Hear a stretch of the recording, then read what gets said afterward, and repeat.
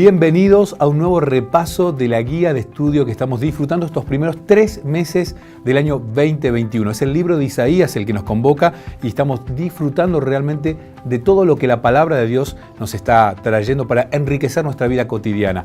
Este título, Noble Príncipe de Paz, es el que lleva a la lección número 5, la que vamos a repasar en el día de hoy. Sumate al estudio de la Biblia, haz del culto personal lo primero en tu día cotidiano. Y de paso compartí este material para que otros también puedan acercarse a la Biblia, al estudio del libro de Isaías. Este es un programa realizado, producido por la Facultad de Teología de la Universidad Adventista del Plata. Bien, ya hicimos la presentación, así que vamos a meternos en el tema, pero antes quiero presentarle a los dos profesores, pastores que me acompañan en la jornada de hoy, en este encuentro. Pastor Jorge Yurno, pastor, bienvenido, gracias por hacerse presente en esta cita. ¿Qué tal, Sebastián? Un gusto de compartir con la audiencia este programa que esperamos sea de bendición. Y también me acompaña el pastor Carlos Cerdá. Pastor, bienvenido. Igualmente, gracias por la invitación y poder compartir con los estudiantes de la escuela sabática. Qué interesante, ¿no? Disfrutar.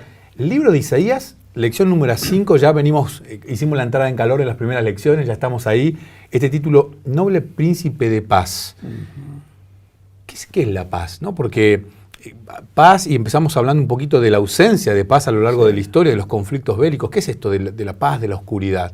Y fíjate qué interesante, Sebastián, que si pensamos incluso en la actualidad, podemos ver, por ejemplo, allí en la época de fines de la Primera Guerra Mundial, se pensaba que nunca más iba a haber una nueva guerra, que se había llegado a la paz por completo. Es más aún, se había decidido colocar en las Naciones Unidas el lema, que en realidad era la Sociedad de las Naciones inicialmente, el lema paz y seguridad, que aún está en la actualidad en las Naciones Unidas. Pero no alcanzaron a ver todo lo que se estaba generando por detrás, que condujo a la peor de todas las guerras a lo largo de la historia, que es la Segunda Guerra Mundial, que empieza con el crack del 29 o del 30 y de allí a la Segunda Guerra Mundial.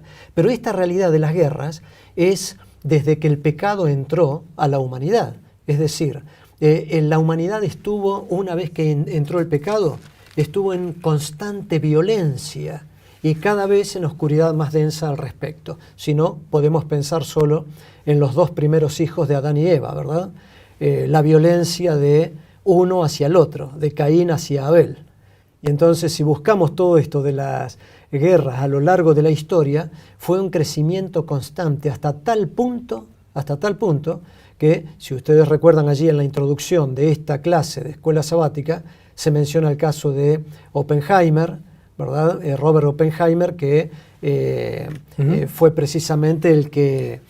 la bomba atómica. Exactamente, el que supervisó la creación de la bomba atómica. O también se menciona un caso muy particular, y es aquel autor del premio Nobel. Nobel, de apellido Nobel. Nobel de apellido, no recuerdo ahora el nombre de él, pero lo interesante es que... Alfred Nobel. Y lo interesante es que él fue el creador de la dinamita. Exactamente. Entonces, indiscutiblemente, esto nos muestra que en el ser humano, pecador como lo somos, hay siempre una doble realidad en nuestra vida desde el momento en que entró el pecado, y que el apóstol Pablo lo hace muy claro, ¿no es cierto? Cuando dice, el bien que quiero no hago, y el mal que no quiero, eso hago. Y allí, en un caso como Alfred Nobel, un caso como Robert Oppenheimer, que no sabía cómo justificar delante de una comisión de las Naciones, del Congreso de Estados Unidos, no sabía cómo justificar esto, para qué era la creación de la bomba atómica. Y allí susurró, y para la paz, ¿no? O sea que vemos que se pretende, en el limitado concepto del ser humano, se pretende alcanzar la paz con la violencia, ¿no? Quizás agregando a lo que él señalaba, es paradójico hacer una bomba para tener paz, ¿no es cierto? Pero también me parece paradójica la expresión príncipe de paz, porque normalmente lo que nos viene a nosotros a la mente cuando hablamos de un príncipe, alguien arriba de un caballo con una espada, pero este es príncipe de paz.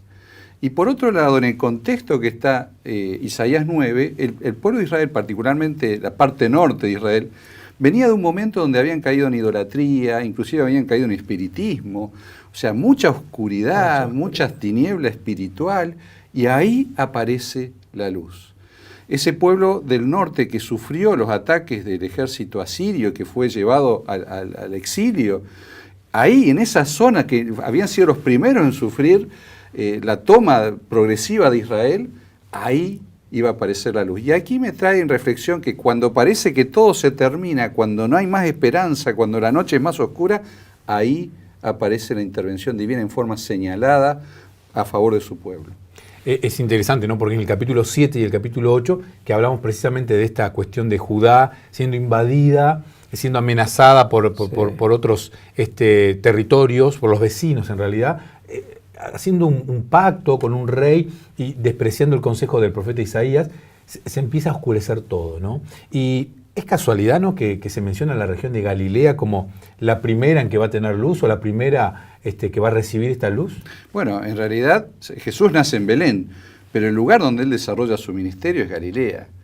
Y algunos eruditos creen que si él hubiera desarrollado todo su ministerio en Galilea, nunca lo hubieran crucificado. A él lo crucifican en Jerusalén, donde era muy resistido. Pero no en Galilea, él era amado en Galilea. Y ahí es donde surge la luz. Y bueno, esta parte de Isaías, como otras, tiene un fuerte contenido mesiánico y un fuerte contenido de esperanza en la salvación. Aunque hay un aspecto también muy interesante al respecto del por qué es en Galilea. Y tiene que ver precisamente que no se olviden que ya estaba dividido el reino de Israel. Estaba Israel y estaba Judá. Y los reyes de esa época, por un lado estaba Acaz, que era totalmente corrupto. Y por otro, en Judá, ¿no es cierto? Y por otro lado Israel, estaba... en la parte norte.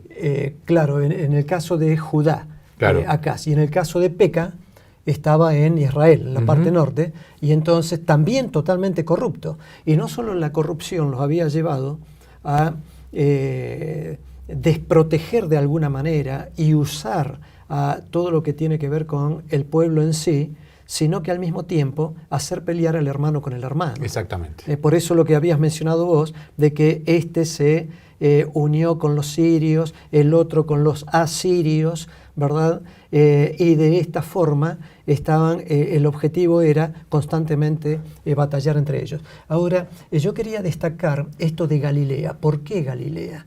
Y a mí me parece algo muy interesante, porque en Galilea se había perdido mucho lo que tenía que ver con la presencia del, digamos, de los integrantes de las tribus. Estamos hablando especialmente de la tribu de Zabulón y la tribu de Neftalí. ¿No es cierto? Se había perdido mucho y habían intervenido toda la cultura pagana y habían muchos de otras naciones allí en Galilea. Estaban los gentiles, la Galilea de los gentiles, ¿verdad?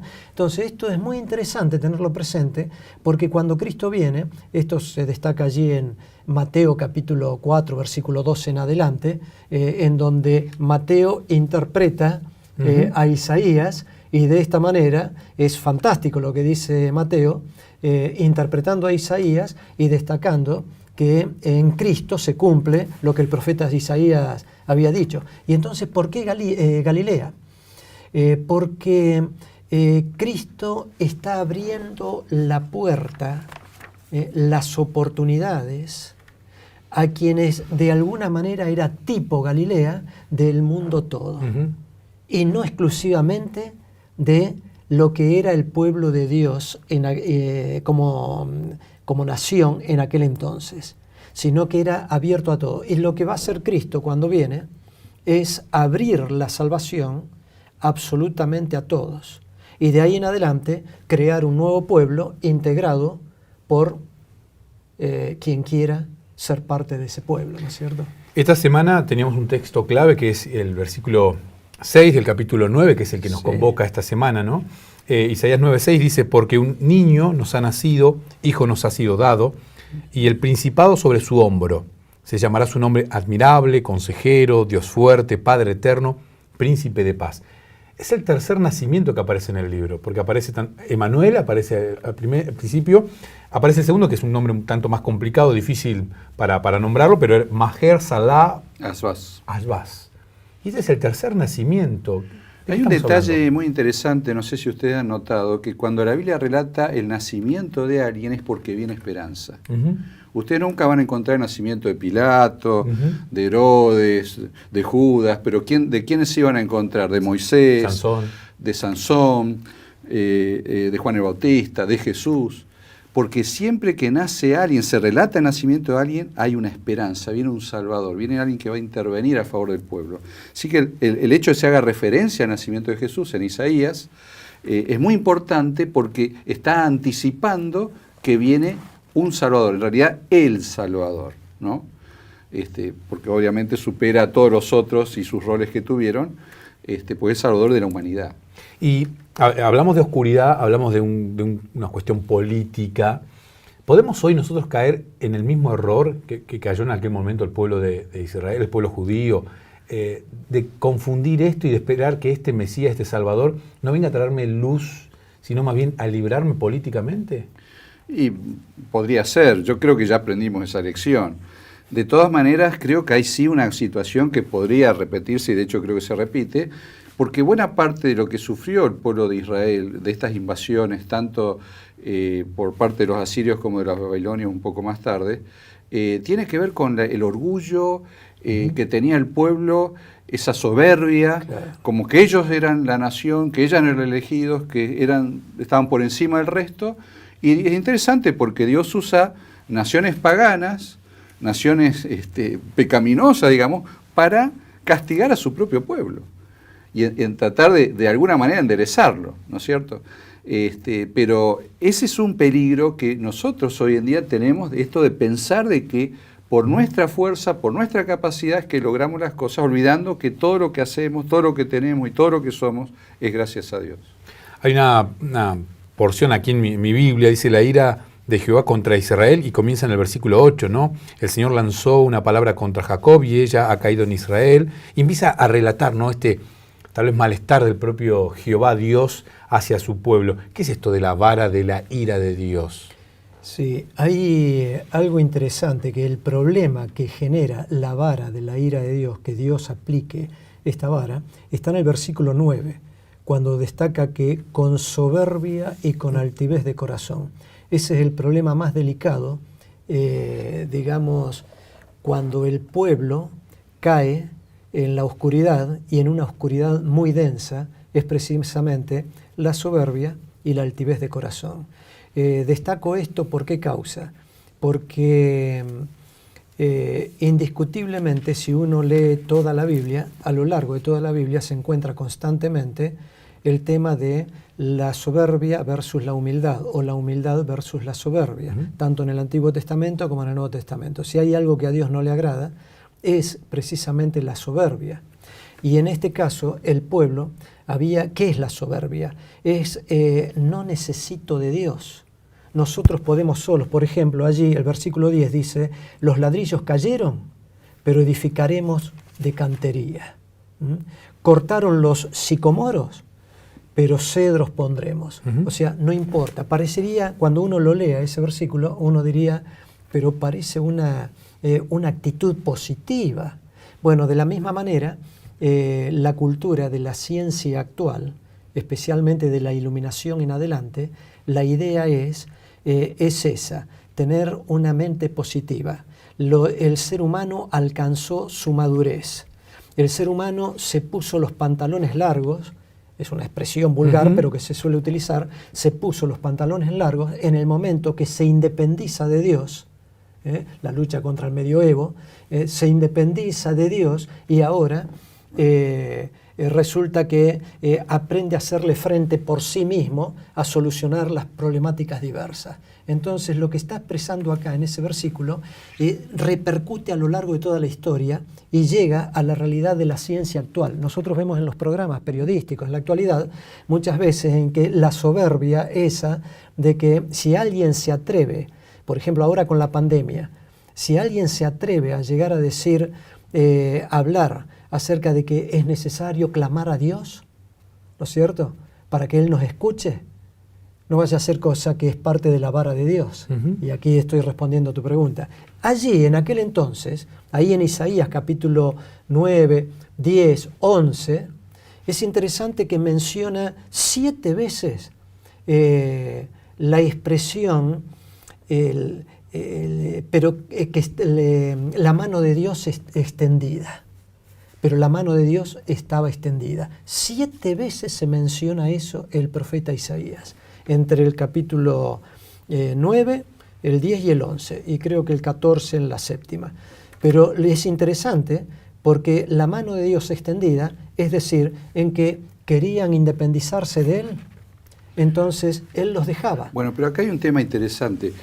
¿Dios castiga al pueblo? O sea, ¿Él interviene activamente o simplemente, cuando entras en soberbia, simplemente deja que sufra las consecuencias? Ahí los dejaba. Porque, a ver, alguna vez escuché algo que me quedó grabado. La peor consecuencia del pecado es el pecado. Sí. Entonces, no es que Dios interviene necesariamente activamente, puede hacerlo, obviamente, Él es Dios.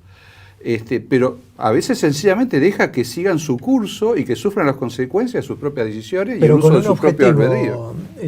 Jorge, Sebastián, con un objetivo. El objetivo de Dios, por eso lo de la vara de Dios, el objetivo de Dios es a ver si reflexionan. Entonces los dejaba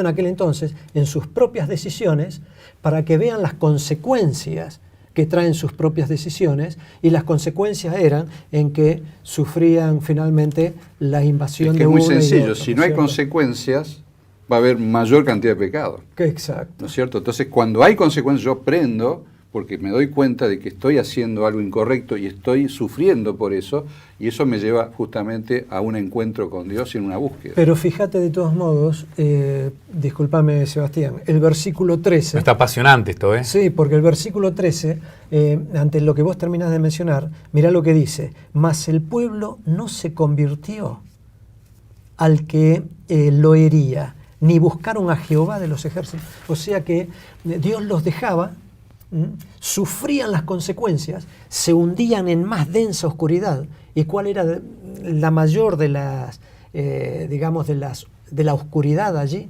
Y bueno, la realidad está en que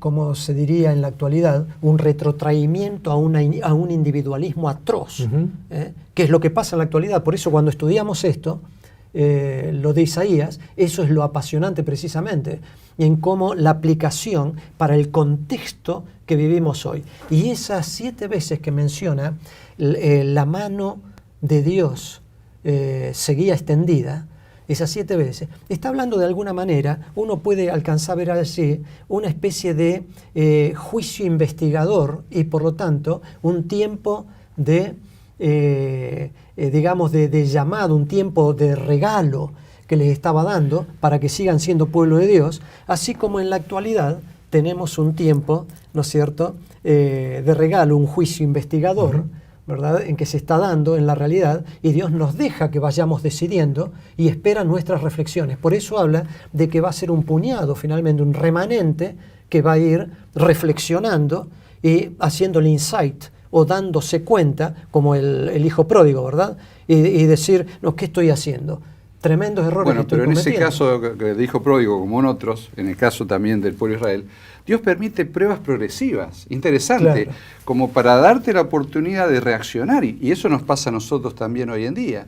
No es que caigamos de un día para el otro, claro, en un pozo profundo, sino que es un proceso como que Dios te va llamando y te dando oportunidades. Y pienso en un caso típico, por ejemplo, el faraón, cuando sufre todo el proceso de las plagas. ¿Por qué no metió primero Dios de entrada la plaga de los primogénitos? Si esa fue la que lo llevó a la reflexión. Dios le dio oportunidad en todo el proceso, pero al final fue la última en la que le cayó la ficha, como decimos, al faraón. Y ese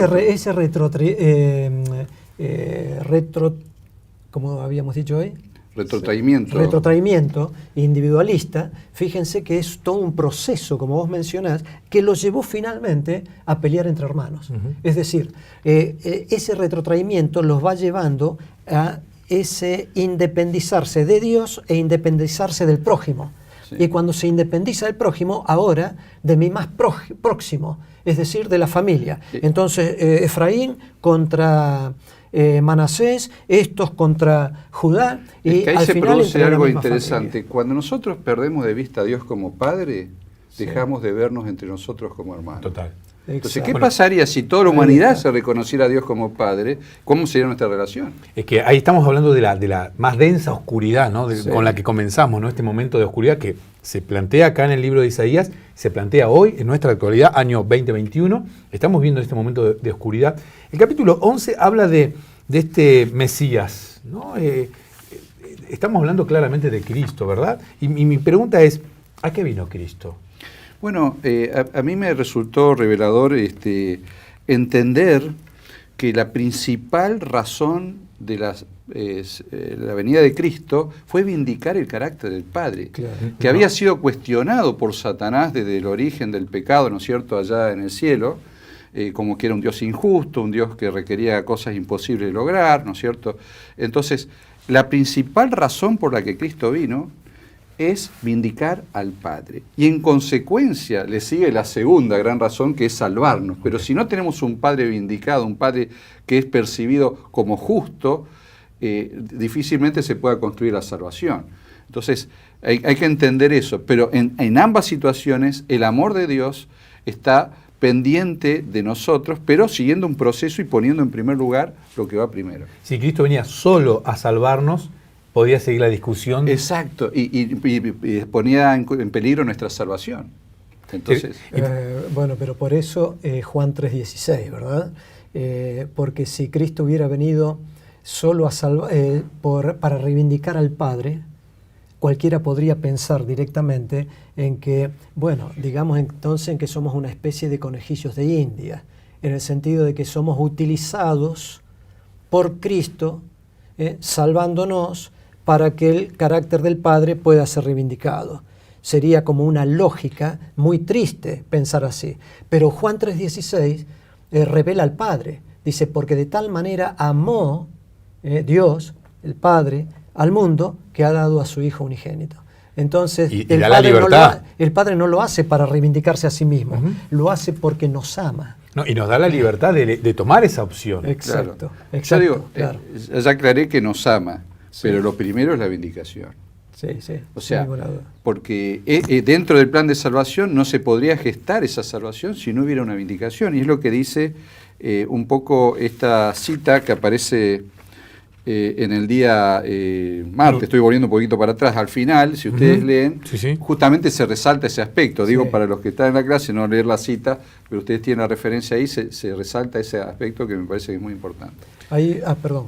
No, tenía la cita acá, donde Sí, dice, dale. de mensaje selecto, ¿no? La cita de Elena de White, donde dice, esta fue la acusación de Satanás contra Dios en el cielo, y después de que el maligno fuera expulsado del cielo, él continuamente acusó al Señor de imponer un servicio exigente que él mismo no estaba dispuesto a prestar. Cristo vino al mundo para hacer frente a esas falsas acusaciones y revelar al Padre. Claro, exacto.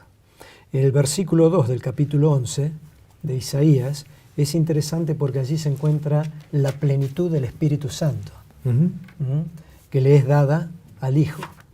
Ahí dice, y reposará sobre él el Espíritu de Jehová, primera, Espíritu de sabiduría, segunda, de inteligencia, tercera, Espíritu de consejo, cuarta, y de poder, 5, Espíritu de conocimiento, 6, y de temor de Jehová. Es interesante. Entonces hay algunos eruditos que encuentran allí la manifestación de la plenitud. El número 7, ustedes saben que quiere expresar eso. Entonces la manifestación de la plenitud de la divinidad y de la presencia de la divinidad en el Señor Jesucristo, ¿no? Nos hemos quedado sin tiempo, un segundito más. No, yo lo que quería resaltar con respecto al rol de Cristo, Él viene en esta segunda oportunidad para establecer un reino trascendente. Él es rey. La pregunta es, ¿el reino de Dios ya está en la tierra o es algo que está por venir? Cuando imaginamos la segunda venida, ¿es a partir de ahí que arranca el reino de Dios o ya está ahora en la tierra? Y la cuestión es que nosotros ya el reino de Dios está en la tierra. El punto es que el reino de Dios hoy en día no tiene el dominio total de la tierra, lo va a tener a partir de la segunda venida. Pero a partir de ahora nosotros ya pasamos a ser súbditos del reino de Dios, aún viviendo en este mundo de pecado. Interesante todos los conceptos que trae el libro de Isaías, que nos sirven para hoy, para nuestro día a día, y que nos acercan mucho más a entender y comprender este amor de Dios que siempre ha estado hacia sus hijos. Pastores, muchas gracias.